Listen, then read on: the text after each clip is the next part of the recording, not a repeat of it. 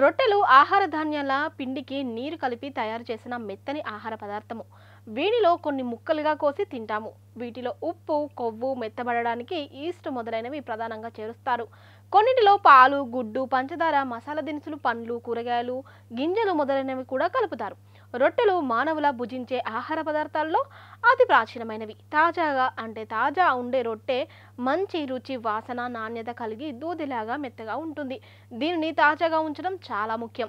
గట్టిపడిపోతే రొట్టె పాడైనట్లుగా భావిస్తారు.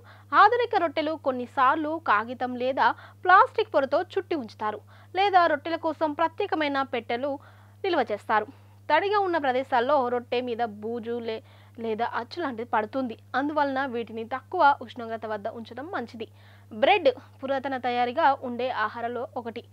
30,000 సంవత్సరాల క్రితం ఐరోపా, ఆస్ట్రియాలలో మొక్కలు వేయడానికి కలిపిన పిండి అవశేషాలు అక్కడి రాళ్ల మీద కనుగొనబడడం ఇందుకు సాక్ష్యంగా ఉంది. ఈ సమయంలో కాటిలియస్ ఫెరన్ మొక్కలు వేల నుండి గుజ్జును తయారు చేసి ఉండవచ్చు అని భావిస్తున్నారు.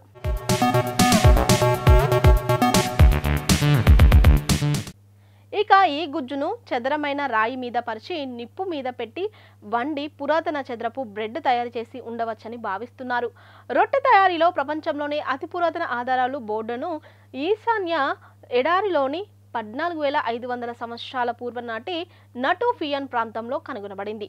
క్రీస్తు పూర్వం 10,000 ప్రాంతంలో నవీన శిలాయుగం ప్రారంభంలో వ్యవసాయం విస్తరణతో బ్రెడ్ తయారు చేయడానికి ధాన్యం ప్రధాన వనరు అయింది. నీటితో కలిపిన పిండిని నిల్వ ఉంచినప్పుడు ఈస్ట్ బీజాంశం వృద్ధి చెంది వ్యాపిస్తుంది. ప్రారంభ బ్రెడ్ తయారీకి బహుళ మూలల అందుబాటులో ఉన్నాయి.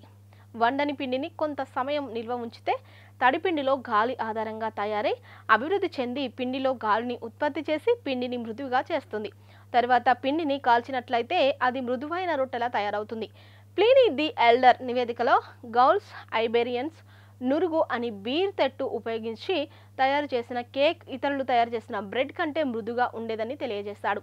పురాతన ప్రపంచంలోని కొంతమంది ప్రజలు మద్యంగా సేవించడానికి బీర్ బదులుగా వైన్ త్రాగడానికి ఆసక్తి చూపేవారు.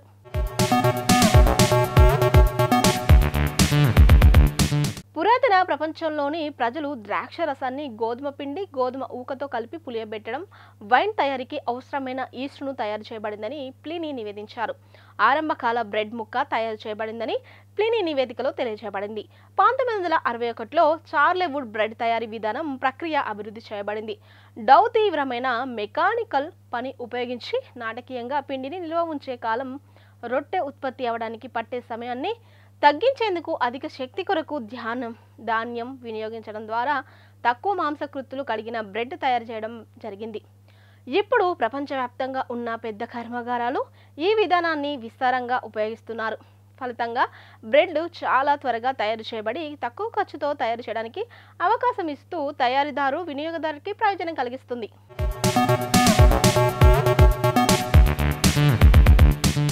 సాధారణంగా బ్రెడ్ తయారు చేయడానికి గోధుమ పిండి అది పొంగడానికి తగినంత కలుపుతారు. చివరకు ఒక ఓవెన్లో బేక్ చేస్తారు.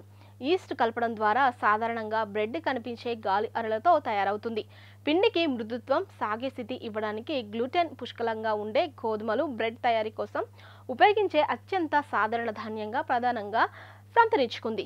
అందుకనే గోధుమలు ప్రపంచ దేశాల్లో ఆహార తయారీలో ఏకైక ధాన్యంగా ఉంది. ఇతర గోధుమ జాతులు స్ప్రెల్లింగ్ ఎర్ర గోధుమలు, ఎయిమ్ కోర్న్, కమూత్ పిండితో కూడా బ్రెడ్ తయారు చేయబడుతుంది. వారు తక్కువగా గ్లూ కలిగిన వరి, బార్లీ, మొక్కజొన్న, ఓట్స్, జొన్న, రాగి, వరితో సహా నాన్ గోధుమ తృణధాన్యాలు బ్రెడ్ తయారీకి ఉపయోగించేవారు. సాధారణంగా ఈ ధాన్యాల పిండితో గోధుమ పిండి కలిపి బ్రెడ్ తయారు చేస్తారు.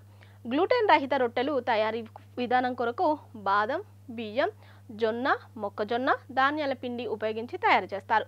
చిక్కుళ్ళు, పెండలం, దుంపలు వంటి ఆపారాలు వంటి ధాన్యాల పిండితో తయారు చేస్తారు. కానీ ఈ పిండి జిగురు లోపం వలన వాటి ఆకారం నొక్కిపోవచ్చు. పెరుగుదల, కొద్దిగా గాలిని నింపుకోవడం కారణంగా మృదుత్వం తక్కువగా ఉండవచ్చు.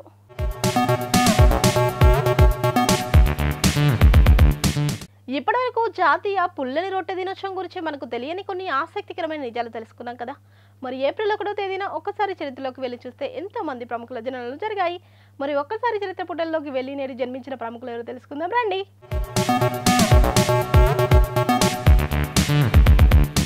డాక్టర్ శ్రీ శ్రీ శివకుమార స్వామీజీ కర్ణాటకలోని తుముకూరు జిల్లాలో ఉన్న శ్రీ సిద్ధగంగా మఠానికి మఠాధిపతి.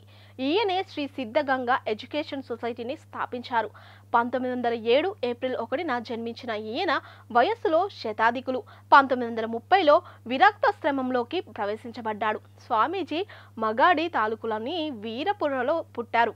ఆయన వీరపుర నాగవల్లిలో ప్రాథమిక విద్యను కలిగి ఉన్నారు.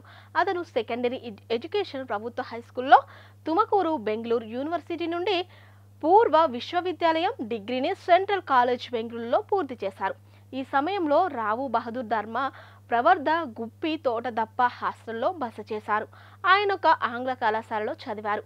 అయినప్పటికీ కన్నడ సంస్కృతంలో నిష్ణాతులు. సాంప్రదాయంగా సంస్కృతంతో పాటు ఆధునిక విజ్ఞానాన్ని చదివించే ఎన్నో విద్యా సంస్థలను ఈయన స్థాపించారు. అందువల్లనే అన్ని వర్గాల వారు ఈయన్ని గౌరవిస్తారు. ఈయన చేసిన మానవతావాద పనులకు కర్ణాటక విశ్వవిద్యాలయం ఈయన్ని గౌరవ డాక్టరేట్తో 1965లో సత్కరించింది. 107 ఏళ్ల వయసులో కూడా ఈయన సామాజిక కార్యక్రమంలో చురుగ్గా పాల్గొంటున్నారు.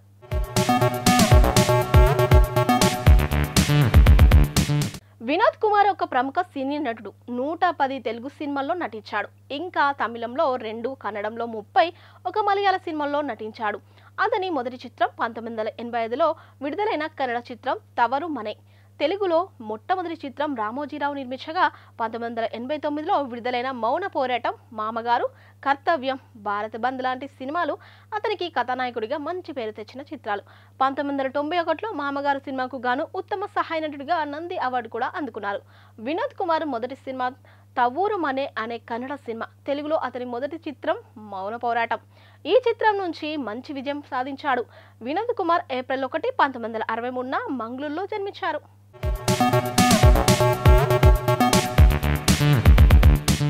దివ్య భారతీయ సినిమా, టెలివిజన్ నటి.